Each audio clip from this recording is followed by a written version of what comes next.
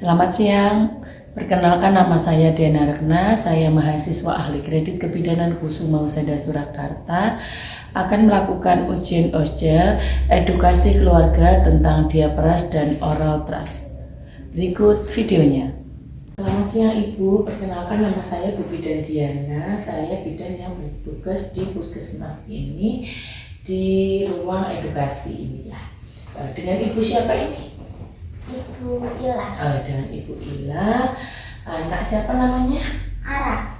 Umurnya 14 bulan ya Bu ya? Iya. Jenis kelaminnya perempuan. Tadi sudah diperiksa di depan untuk suhu nadi dan pernafasannya normal. Ini keluhannya apa Ibu, adiknya Bu?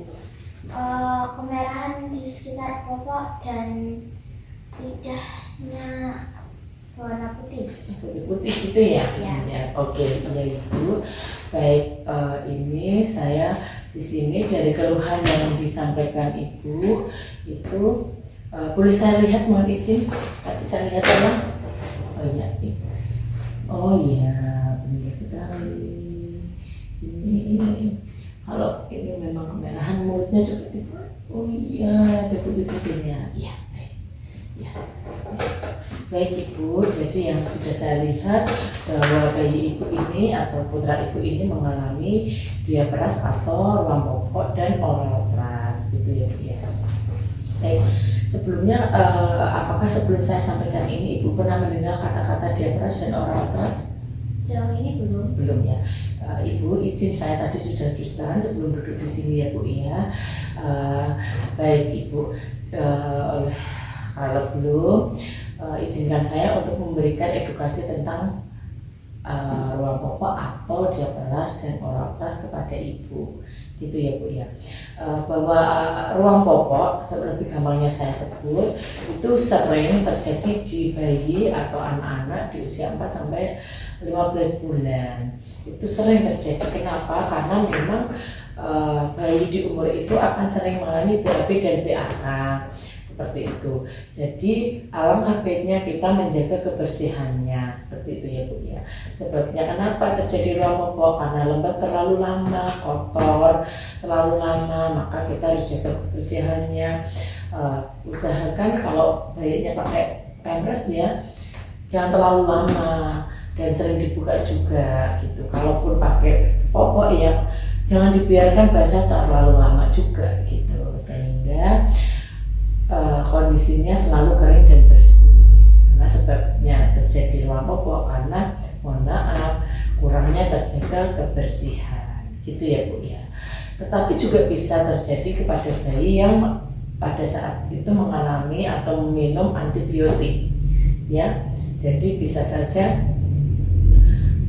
bayi juga mendapatkan antibiotik dari ibu melalui air susu, sehingga ada beberapa bayi sebenarnya sudah terjaga kebersihannya tetapi juga tetap mengalami ruam popok, begitu ya Bu ya. Kemudian juga kemerahan pada kulit itu biasanya terjadi di pantat sampai di genitalnya, selangkangnya seperti itu. Maka Ibu tata laksananya adalah jangan biarkan popok basah terlalu lama, kemudian jangan dibersihkan menggunakan tisu basah. Kalau bisa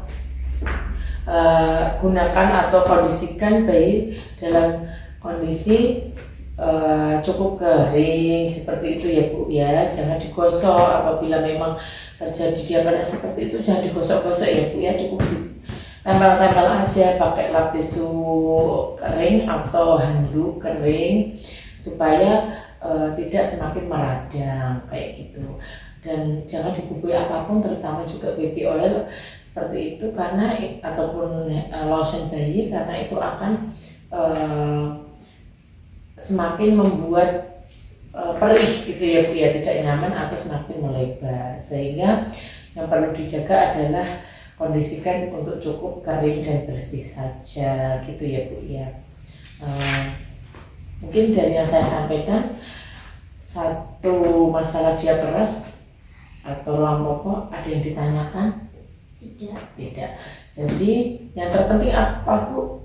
Menjaga supaya popok tetap kering atau jangan dibiarkan terlalu lama. Kalau pampers juga jangan terlalu lama, lalu segera diganti gitu ya. Itu ya Bu ya. Jadi saya kira Ibu sudah paham. Terima kasih. Untuk selanjutnya saya sambung untuk tentang keluhannya adalah dia peras, bukan oral thrush ya. Jadi putih-putih di mulut itu namanya oral thrush. Bisa disebabkan karena Candidiasis laput, lendir mulut atau di mukosa lidah. Terkadang juga sampai di gusi atau di langit-langit mulut. Itu karena jamur ya Bu ya. Nah, untuk itu seperti itu bisa juga karena bekas susu yang sulit dihilangkan, sehingga bayi seperti yang Ibu sampaikan tadi agak sulit nyetek ya, karena tidak nyaman itu Bu gitu. Jadi kalau seperti itu bisa mengganggu, sehingga Ibu perlu melakukan pembersihan dan penjagaan kebersihan botol kalau minum botol seperti itu. Lewat botol itu harus dijaga kebersihannya. Jadi gejala oral thrush sendiri saya ulangi lagi, itu bercak putih pada mulut, bisa sampai gusi, bisa sampai langit-langit seperti itu. Kemudian bayi seperti itu yang Ibu sampaikan, menolak minum atau agak malas-malasan minum. Kemudian bisa juga yang lebih parah lagi, itu ada lesi multiple atau luka-luka yang banyak seperti sariawan, itu yang sangat nggak nyaman sekali. Koronisnya juga bisa sampai berbentuk lesi berpinjol kecil-kecil, itu juga sangat tidak nyaman dan mengganggu sekali. Apalagi kalau ada tanda gejala suhunya meningkat sampai 40 derajat, seperti itu bayinya gelisah, kemudian mengecas terus, itu akan sangat mengganggu bayi dan berbahaya, dalam artian berbahaya untuk kesehatan bayinya panjenengan seperti itu. Maka untuk hal tersebut Ibu perlu melakukan suatu pencegahan ya. Jadi nanti pulang dari sini ini pakai dot atau cuma ASI aja? Pakai dot juga. Di peras terus masukkan di dot gitu ya Bu ya.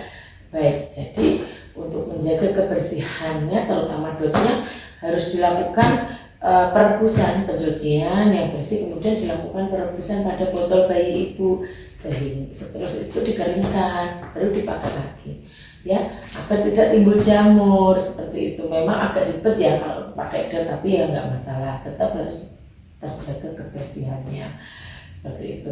Netek juga ya Bu ya. Iya. Nah, sebaiknya kalau netek putih susunya dibersihkan dulu sehingga bayi juga terjaga kebersihan mulutnya begitu ya.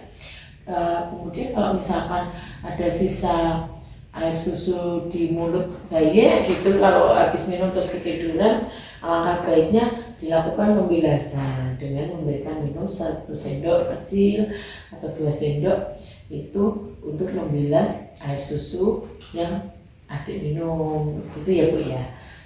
Jadi mengurangi adanya jamur di mulut bayi seperti itu. Kemudian cara merawatnya nanti ini gini ya Bu ya, itu kan sebelum terlalu banyak nanti anjing ini sampai rumah akan kita kasih obat, nanti cuci tangan dulu ya, cuci tangan kemudian bersihkan dulu pakai kasa kering ya, kasa basah ya, dibersihkan. Kalau pakai larutan garam nanti kita bawakan juga ya, sering-sering untuk dibersihkan. Kemudian nanti kita akan bawakan cairan namanya gentian violet 0,25 atau Nystatin nanti ya, nanti bisa Ibu oleskan setelah dibersihkan ya Bu ya, gitu ya Bu ya. Tapi nanti kita evaluasi lagi, kalau misalkan nanti kok terjadi tambah banyak, nanti Ibu bisa segera datang ke rumah sakit lagi. Itu untuk kita evaluasi apakah perlu tindakan lanjut aja gitu ya. Pertama untuk menjaga kebersihannya tetap kita jaga botolnya, putih susu dibersihkan dan nanti dibilas setelah minum gitu ya. Dari yang saya sampaikan paham? Oh ya, boleh saya tahu nanti bagaimana cara menjaga kebersihan botol susunya?